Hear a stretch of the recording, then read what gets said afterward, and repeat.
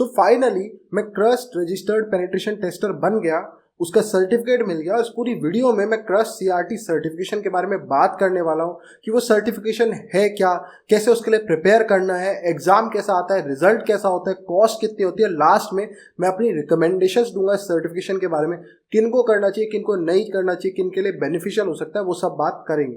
तो सबसे पहले स्टार्ट करते ही क्रस्ट सीआरटी सर्टिफिकेशन है क्या। अब जिन लोगों ने मेरी पिछली वीडियो देखी होगी उनको काफ़ी इंट्रोडक्शन होगा कि क्रस्ट सीआरटी है क्या और क्रस्ट क्या है, लेकिन जिन्होंने नहीं देखी बात करते हैं उनकी। तो सबसे पहले बात करते हैं क्रस्ट क्या है। क्रस्ट एक नॉन प्रॉफिट ऑर्गेनाइजेशन है जो कि यूनाइटेड किंगडम बेस्ड है, यूके बेस्ड है। और ये जो सर्टिफिकेट है इसकी सबसे ज़्यादा वैल्यू भी आपको वहीं पे मिलती है, यूनाइटेड किंगडम के अंदर, यूरोप के अंदर, ऑस्ट्रेलिया के अंदर और सिंगापुर के अंदर। अगर आप लोग यूएस और इंडिया से हैं तो ज़्यादा आपके लिए वैल्यू इसकी होल्ड नहीं करती। लेकिन अगर आप लोग अपने आप को ओपन करना चाहते हो यूरोपियन मार्केट के लिए या ऑस्ट्रेलियन मार्केट के लिए, सिंगापुर के अंदर, तो आप लोगों के लिए क्रस्ट एक अच्छा अवेलेबल ऑप्शन है। अब हम बात करते हैं कि सीआरटी सर्टिफिकेशन क्या है। तो इसकी फुल फॉर्म है क्रस्ट रजिस्टर्ड पेनिट्रेशन टेस्टर। ये लोग बोलते हैं, क्रस्ट वाले बोलते हैं कि ये ओएसीपी लेवल का सर्टिफिकेशन है, ओएसीपी के बराबर का सर्टिफिकेशन इसको मानते हैं। और ये जो सीआरटी सर्टिफिकेशन है इसकी खास बात है, इस सर्टिफिकेशन को लेने के लिए दो पाथ आपके पास अवेलेबल होते हैं, ठीक है। तो आप या तो इस तरीके से ले सकते हैं, इस तरीके से, और फिर बाद में मैं आपको दोनों तरीके बताऊंगा और उसके बाद में आपको बताऊंगा मैंने कौन से तरीके से इसको लिया। लेकिन इसकी एक रिक्वायरमेंट है। देखो क्रस्ट के ना 3 लेवल्स होते हैं। सबसे पहले आपका प्रैक्टिशनर या एनालिस्ट बोल लो, उसके बाद आता है क्रस्ट रजिस्टर्ड टेस्टर्स, और उसके बाद आता है क्रस्ट सर्टिफाइड टेस्टर। सर्टिफाइड सबसे ऊपर लेवल पे होते हैं, फिर आते हैं रजिस्टर्ड जो कि ओएसीपी के लेवल के बोलते हैं, और उससे नीचे आते हैं बेसिक वाले प्रैक्टिशनर या एनालिस्ट जिसके लिए सीपीएसए सर्टिफिकेशन होता है। तो क्रस्ट सीआरटी क्योंकि मिडिल लेवल है तो वो कहता है कि क्रस्ट सीआरटी सर्टिफिकेशन आप तभी दे सकते हो जब आप सीपीएसए क्लियर कर लोगे। तो ये उसकी एक प्रीरिक्विजिट है कि आपको पहले सीपीएसए क्लियर करना पड़ेगा, तभी आप सीआरटी सर्टिफिकेशन दे सकते हो। अब बात करते हैं इसके प्रिपरेशन की। तो प्रिपरेशन इसकी आप कैसे कर सकते हो, आप इसके लिए एचटीबी का यूज ले सकते हो। हेड द बॉक्स पे एक पाथ बना हुआ है जिसमें बहुत सारी मशीन्स और डिफरेंट रिसोर्सेज दी हुई है जिनका आप यूज करके इसकी तैयारी कर सकते हो। ये एक पूरा प्रैक्टिकल टेस्ट है, तो आपको प्रैक्टिकल चीजें ही आएंगी असेसमेंट के लिए। काफी सारी वही वल्नरेबिलिटी स्कैनिंग वगैरह जो आप देखते हो नॉर्मली, तो वो सब आपको हेड द बॉक्स पे सीखने को मिल सकता है, ट्रायहैक पे सीखने को मिल सकता है। बेसिकली इस पे आपको क्या मिलता है, नेटवर्क को टेस्ट करना, पूरा brute forcing, hydra, Hashcat, vulnerabilities कैसे स्कैन करते हैं, मेटास्प्लॉइट कैसे यूज करते हैं, वल्नरेबिलिटी स्कैनर्स कैसे यूज करते हैं, वेबसाइट हैकिंग, बर्बसूट की मदद से स्कैनिंग कैसे करते हैं, स्क्रीन इंजेक्शन कैसे। तो वो कॉमन जो आता है जो ऑफेंसिव सिक्योरिटी में होता है, जो ओएससीपी के लिए भी आप लोग तैयारी करते हो, वही सब इसका सेम सिलेबस रहने वाला है। ये बिल्कुल सेम रहता है। तो उसकी तैयारी आप डिफरेंट प्लेटफॉर्म से कर सकते हो, जैसे हेड द बॉक्स या ट्रायहैक में होंगे। अब हम बात करते हैं इसके एग्जाम की। तो इसका एग्जाम काफी ज्यादा अलग है ओएससीपी से, ठीक है। अब ओएससीपी का एग्जाम होता है 2 दिन का और उसमें रिपोर्ट वगैरह लिखनी पड़ती है। इसमें ऐसा कुछ नहीं, इसमें कोई रिपोर्ट नहीं लिखनी पड़ती। इसका जो एग्जाम होता है वो कितने का होता है, उसका 2 दिन का होता है। इसका होता है 2.5 घंटे का, 2.5 आवर्स का इसका एग्जाम होता है। उसके अंदर आपको सारा प्रैक्टिकल काम करना होता है। अब इसके प्रैक्टिकल काम करने के लिए पहली बात तो इसका जो टेस्ट है वो ऑफलाइन होता है, ऑनलाइन नहीं होता। तो आपको पियर्सन व्यू के सेंटर में जाना पड़ेगा। अब क्योंकि ये जो टेस्ट है बिल्कुल यूनिक है, मतलब सीआरटी का इन्होंने जो बनाया बिल्कुल यूनिक है, तो इसके लिए आपको काले लिनक्स लगेगी। तो पियर्सन व्यू के सेंटर में जाओगे और आपको AWS की मदद से आपको एक काले लिनक्स दिया जाता है, जिस काले लिनक्स के अंदर नेसेस प्रो आपको इंस्टॉल मिलता है विद लाइसेंस, बर्बसूट प्रो आपको इंस्टॉल मिलता है विद लाइसेंस। तो आप उन सब का यूज कर सकते हो। मेटास्प्लॉइट का सब कुछ इसमें अलाउड है और प्रो लाइसेंस वाले टूल्स आपको मिलते हैं। तो आप सब कुछ एग्जाम के टाइम पे यूज कर सकते हो। 2.5 घंटे के अंदर अंदर पूरा आपको ये निपटाना होता है। और क्योंकि इसमें इतनी ज़्यादा रिक्वायरमेंट्स है तो हर टेस्टिंग सेंटर ये प्रोवाइड नहीं कर पाता। तो इंडिया में 100 से ज़्यादा पियर्सन व्यू के सेंटर है, लेकिन सिर्फ 5 ऐसे सेंटर, जब मैं इसकी रिसर्च कर रहा था मेरे को पता चला सिर्फ 5 ऐसे सेंटर है जिनमें आप ये टेस्ट दे सकते हो, जिनमें जाके दे सकते हो। तो वो 5 सेंटर अलग अलग लोकेशन पे, कोई चेन्नई में है तो कोई अहमदाबाद में है, कोई कहीं पे है। तो अगर आप लोग कोई ऐसी लोकेशन पे रहते हो जहाँ सेंटर नहीं है तो ऐसा हो सकता है आपको बहुत दूर जाना पड़े एग्जाम देने के लिए। वो स्टेट्स 2-3 स्टेट्स छोड़ के आगे कहीं पे होगा, ऐसा हो सकता है। क्योंकि पूरे इंडिया में सिर्फ 5 ही सेंटर है जहाँ पे क्रस्ट सीआरटी अभी दिया जा सकता है। इससे पहले तो अभी रिसेंटली ही इन्होंने पियर्सन व्यू के साथ टाई अप करा। इससे पहले ये लोग पियर्सन व्यू को ये नहीं देते थे करने के लिए, तो आपको सिंगापुर जाना पड़ता था इसको देने के लिए। इनका जो सेंटर था एशिया में क्रस्ट का वो सिंगापुर था, तो सिंगापुर आपको देने जाना पड़ता था। अब ऐसा सीन नहीं रहा है। पहले ऐसा होता था कि आपको इसको देना है तो भाई जाओ सिंगापुर घूम के आओ, टेस्ट दो। समझ गए इस बात को। अब हम आते हैं इसके एग्जाम पे। तो जो इसका एग्जाम होता है उसमें 2 सेक्शंस होते हैं, एक होता है नेटवर्क असेसमेंट और एक होता है वेब असेसमेंट। एक में नेटवर्क हैकिंग वाला पार्ट करना होता है, स्कैनिंग, वल्नरेबिलिटी, मशीन को हैक करो। एक में वेबसाइट्स वगैरह को करना होता है। तो 2 सेक्शन, टोटल एग्जाम जो होता है 160 मार्क्स का होता है। 100 मार्क्स होते हैं नेटवर्क असेसमेंट के और 60 मार्क्स होते हैं वेब वाले के पार्ट के। पास होने के लिए ओवरऑल यानी कि टोटल मार्क्स हुए 160, 100 नेटवर्क के, 60 वेब के, 160। पास होने के लिए आपको इसका 60% चाहिए यानी कि 96 मार्क्स चाहिए। तो आउट ऑफ 160 आपको 96 मार्क्स चाहिए पास होने के लिए। अब इसके एग्जाम में क्वेश्चंस कैसे आते हैं? अब इसके एग्जाम जो फॉर्मेट ये लोग बोलते हैं कि भैया हम ओएससीपी के लेवल के हैं या कुछ भी बोले, लेकिन ये एग्जाम एक्चुअली में ईजेपीटी लेवल का है, ओएससीपी के कहीं पे भी कंपैरिजन में नहीं खड़ा होता।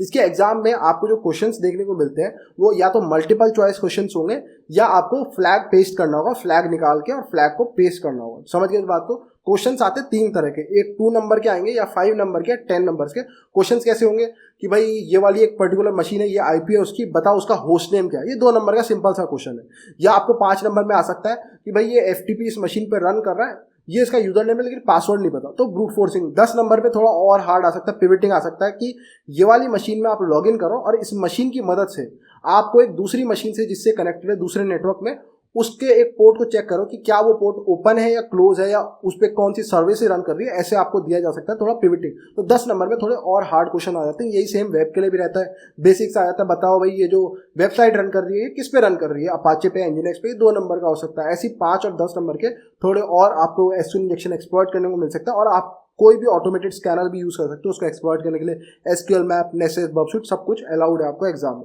इस टाइप को। तो ये पूरा ईजेपीटी है। ईजेपीटी में भी सेम आपको ऐसे ही मिलता है, या तो मल्टीपल चॉइस क्वेश्चन होंगे या फ्लैग सबमिट करने को बोलेंगे। क्वेश्चन में आपको इंस्ट्रक्शन दिए होते हैं वो आपको फॉलो करने होते हैं। सीएच प्रैक्टिकल में भी सेम होता है। तो ये उस लेवल का है, बट ये लोग अपने आप को ओएससीपी के बराबर बोलते हैं, ऐसा इनका कहना है। तो ऐसा इनका एग्जाम आता है। आई होप सो क्लियर हो गया। ये हो गया पहला मेथड, ठीक है। और उसके बाद आपको हैंड टू हैंड रिजल्ट मिल जाता है, पता चल जाता है पास या फेल, और सर्टिफिकेशन बाद में आ जाता है। एंड आई होप सो ये क्लियर हो गया कि ये हो गया फर्स्ट पाथ इसका पूरा। अब हम आते हैं इसके सेकंड पाथ। सेकंड पाथ इसका थोड़ा सा यूनिक है।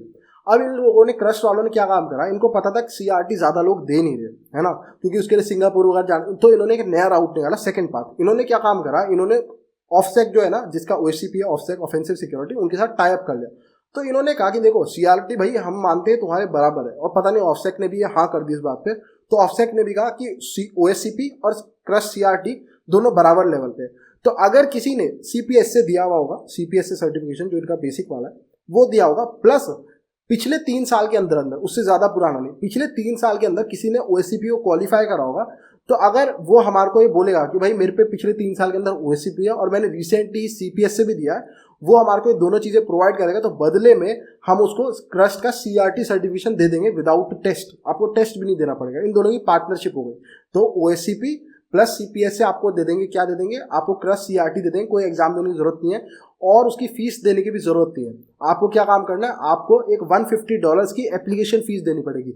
यानी कि आप उन पे अप्लाई कर रहे हो ना कि भाई मेरे को सीआरटी दे दो, ठीक है, मैंने ओएससीपी कर रखा है, सीपीएस से कर रखा है, तो आप साथ में उनको $150 दोगे। $150 लगभग लगा लो 12,000 13,000 के आसपास आप उनको पैसे दोगे और वो बदले में आपको क्रस्ट का सीआरटी सर्टिफिकेशन दे देंगे। ये हो गया सेकंड तरीका, ठीक है। और जो पहला तरीका है उसके हिसाब से अगर सर्टिफिकेशन की कॉस्ट देखोगे तो वो $700 है। अगर आपको पियर्सन व्यू में जाके 2.5 घंटे का पूरा टेस्ट देना है तो वो भी दे सकते हो, उसमें आपको $700 का इनका वाउचर को बाय करना पड़ेगा।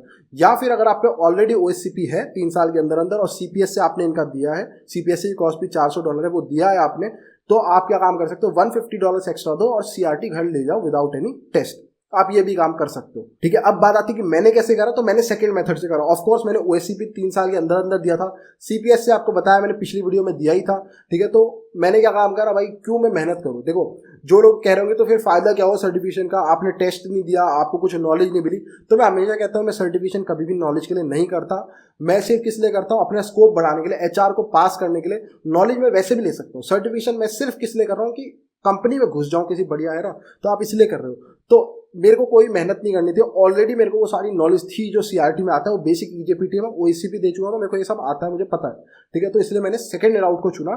मैंने उनको $150 दिए, सीपीएससी का अपना दिया कि ये मेरा सीपीएससी सर्टिफिकेशन है, ये मेरा ओएससीपी सर्टिफिकेशन है, बदले में सीआरटी मेरे को मिल गया। मैंने सेकंड राउट से इजिली ये सर्टिफिकेशन निपटा लिया। तो आपके पैसे भी बचे, मेहनत भी बची, टाइम भी बचा दूसरे मेथड से, तो आप ऐसे कर सकते हो। अब आती है लास्ट में रिकमेंडेशंस। तो मेरी रिकमेंडेशंस रहेगी कि अगर आप पे ओएससीपी ऑलरेडी अभी है 3 साल के अंदर अंदर, तो मेरे हिसाब से आपको सीपीएस से दे देना चाहिए, ठीक है। सीपीएस से दे दो तो सीआरटी आपको मिल रहा है, तो आपको एक फ्री सर्टिफिकेशन मिल रहा है जो आपको ओएससीपी जितनी ही वैल्यू प्रोवाइड करेगा यूरोप के रीजन में, सिंगापुर के और ऑस्ट्रेलिया के रीजन में, जो कि काफी बड़ी मार्केट है अपने आप में। तो आपको एडवांटेज मिलेगा बाकी कैंडिडेट्स के कंपैरिजन में, क्योंकि क्रस्ट का नाम आपके साथ जुड़ जाएगा। क्रस्ट की वहाँ पे काफ़ी वैल्यू होल्ड रखता है क्रस्ट अपनी, ठीक है।